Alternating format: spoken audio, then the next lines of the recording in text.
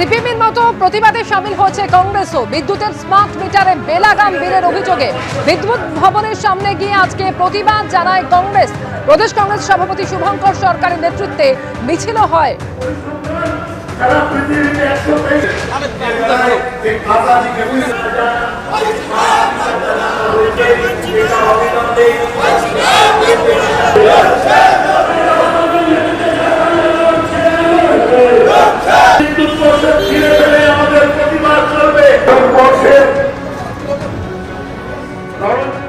হঠাৎ করে কাল রাতে সরকার সিদ্ধান্ত নিয়েছে, রাজ্য সরকার, যে ইমিডিয়েটলি এটা স্থগিত থাকবে।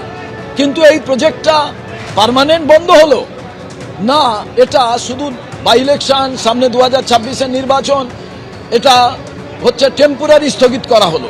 আমরা জানতে চাই, এখানে বিরোধী দল বিজেপি একদিনের জন্য মিছিল মিটিং কিছুই তারা করলেন না, কারণ তারা জানেন কেন্দ্রীয় সরকার যাদের এই স্মার্ট মিটার লাগাবার জন্য বরাদ দিয়েছে সব বড় বড় কোম্পানি। রাজ্য সরকার এবং কেন্দ্রীয় সরকার এর বখরা কাটমানিতে ভাগ আছে।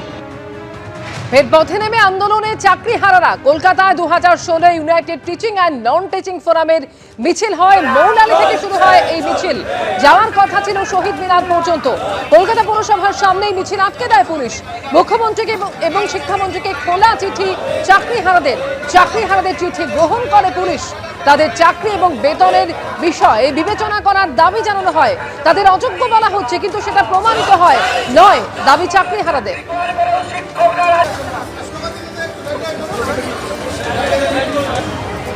স্মার্ট মিটারে না, বারাসাতে সিপিএম এর প্রতিবাদ মিছিলে উত্তেজনা।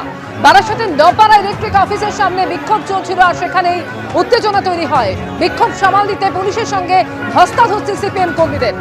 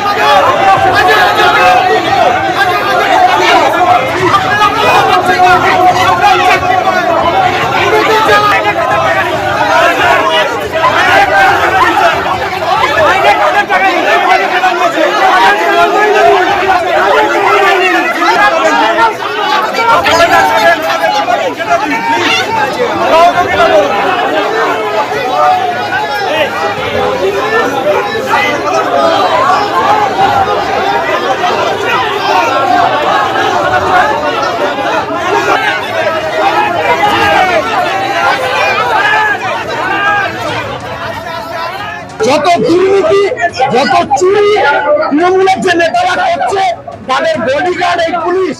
আর এই পুলিশের বাড়িতেও এই মিটার আছে, পুলিশকেও বাড়তি টাকা দিতে হচ্ছে। পুলিশ সেই মানুষকে পেটাচ্ছে, আর এই পুলিশ নির্বিশেষে পেটাচ্ছে।